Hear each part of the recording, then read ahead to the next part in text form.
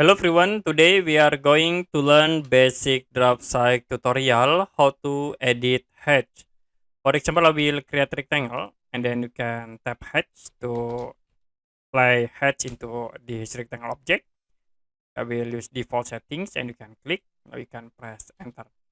If you want to edit this hatch, you can double click on hatch and maybe show again for the hatch editor. You can set for scale at this point, like I will set scale into 2. Will be more bigger for heads, or you can change the patterns by clicking at this point and you can move to see the patterns. Like I will use this pattern and then you can scale again, like I will scale into 0,5. Okay, and for angles you can click in here, you can set like into 45 degree for angle. If you done, you can click close.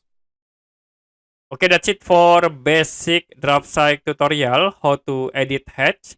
If you have any question about tutorial, you can comment below this video.